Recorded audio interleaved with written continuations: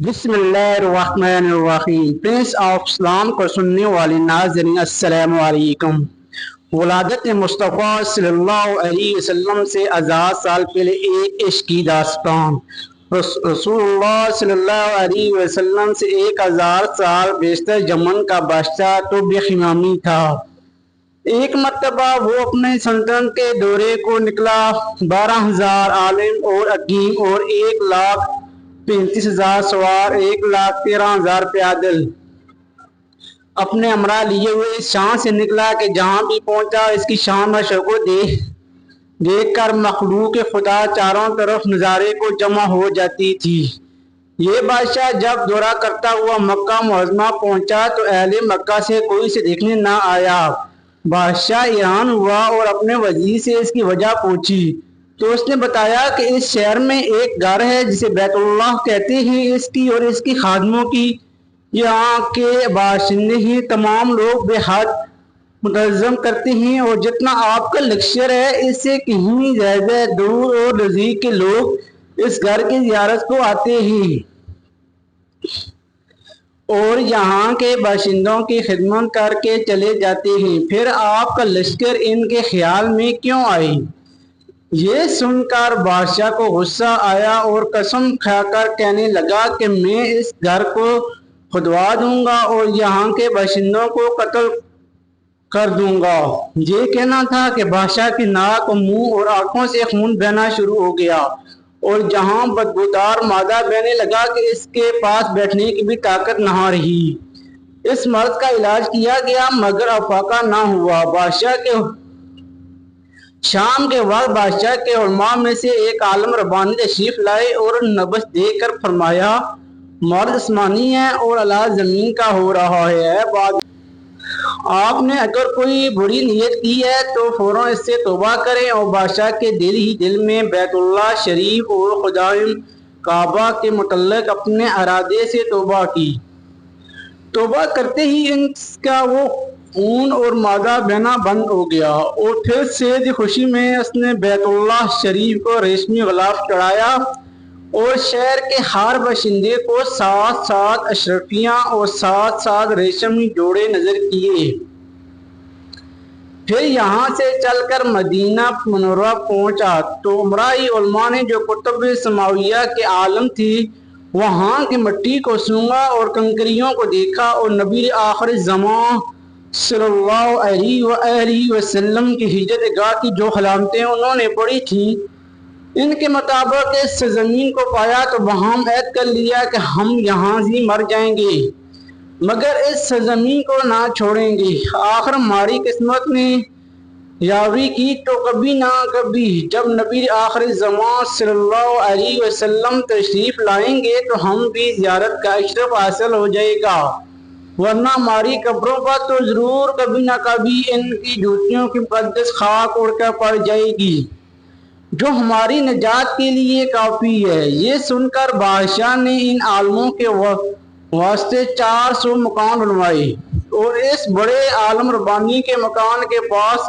رسول اللہ صلی اللہ علیہ وسلم کی خاطر ایک 2 منزلہ عمدہ مکان تعمیر کروائی اور وصیت کر دی کہ جب بھی آپ صلی اللہ علیہ وسلم تشریف لائیں تو یہ مکان آپ صلی اللہ علیہ وسلم کی رامگاہ ہو، اور 400 علماء کی کافی مالی امداد بھی کی اور کہا کہ تم ہمیشہ یہیں رہو۔ پھر اس بڑے عالم ربانی کو ایک خط لکھ کے دیا اور کہا کہ میرا یہ خط اس نبی آخر زمان صلی اللہ علیہ وسلم کی خدمت اقدس میں پیش کر دینا، اور اگر زندگی بھر تمہیں حضور کی زیارت کا موقع نہ ملے تو اپنی اولاد کو وصیت کر دینا کہ نسل با نسل میرا یہ خط محفوظ رکھیں حتیٰ کہ سرکار آبد اقرار صلی اللہ علیہ وسلم کی خدمت میں پیش کیا جائے۔ یہ کہہ کر بادشاہ وہاں سے چل دیا۔ وہ خط نبی کریم صلی اللہ علیہ وسلم کی خدمت اقدس میں 1000 سال بعد پیش ہوا۔ کیسے ہوا؟ وہ خط میں کیا لکھا تھا سنیے اور عظمت رسول صلی اللہ علیہ وسلم کی شان دیکھیں۔ کم ترین مخلوق طب اول خمیری کی طرف سے شفیع المذنبین سید المرسلین محمد رسول اللہ صلی اللہ علیہ وسلم کی مائبہ اے اللہ کے حبیب میں آپ پر ایمان لاتا ہوں اور جو کتابیں آپ پر نازل ہوگی اس پر بھی ایمان لاتا ہوں اور میں آپ کے دین پر ہوں، بس ایک مجھے آپ کی زیارت کا موقع مل گیا تو وہ اچھا غنیمت، اور اگر میں آپ کی زیارت نہ کر سکا تو میری شفاعت فرمانا اور قیامت کے روز مجھے فراموش نہ کرنا۔ میں آپ کی پہلی امت میں سے ہوں اور آپ کے ساتھ آپ کی آمد سے پہلے ہی بیعت کرتا ہوں۔ میں گواہی دیتا ہوں کہ اللہ ایک ہے اور آپ صلی اللہ علیہ وسلم اس کے سچے رسول ہیں۔ شاہ یمن کا یہ خط نسل با نسل 49 علماء کے اندر خز جان کے حیثیت سے محفوظ چلا آیا، جہاں تک کہ 1000 سال کا عرصہ گزر گیا۔ ان علماء کی اولاد اس کے اکثریت سے پڑھ کر مدینہ کی آبادی میں کئی گنا اضافہ ہو گیا اور یہ خط دست بدست مائع وسیعت کے اس بڑے عالم ربانی کی اولاد میں سے حضرت ابو ایوب انصاری رضی اللہ تعالی عنہ کے پاس پہنچا۔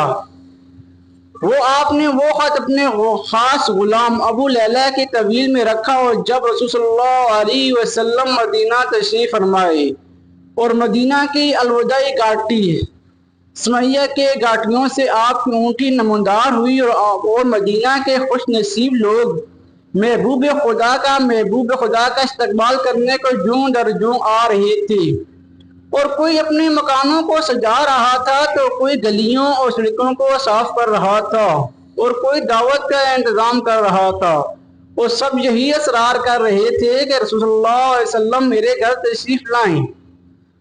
رسول اللہ صلی اللہ علیہ وسلم نے فرمایا کہ میری امی کی نقل چھوڑ دو، میں جس گھر میں یہ ٹھہرے گی میں بیٹھ جائے گی وہی میری قیام گاہ ہوگی۔ چنانچہ یہ 2 منزلہ مکان شاہ یمن طب خمینی نے رسول اللہ صلی اللہ علیہ وسلم کی خاطر بنوایا تھا، وہ اس پر حضرت ابو ایوب انصاری رضی اللہ تعالی عنہ کی طویل میں تھا۔ اسی میں رسول اللہ صلی اللہ علیہ وسلم کی اونٹنی جا کے ٹھہر گئی۔ لوگوں نے ابو لیلہ کو بھیجا کہ جاؤ حضور کو شاہ یمن طب خمینی کا خط دے آؤ۔ جب ابو لیلہ حاضر ہوئے تو رسول اللہ سے دیکھتے ہی فرمایا تو ابو لیلہ ہے۔ یہ سن کر ابو لیلہ حیران ہوئے۔ آپ صلی اللہ علیہ وسلم نے فرمایا میں محمد رسول اللہ ہوں، شاہ یمن کا جو خط تمہارے پاس ہے لاؤ وہ مجھے دو۔ چنانچہ ابو لیلہ نے وہ خط دیا۔ حضور نے پڑھ کر فرمایا صالح بھائی طب کو افرین اور شاباش ہے۔ سبحان اللہ صلی اللہ علیہ وسلم۔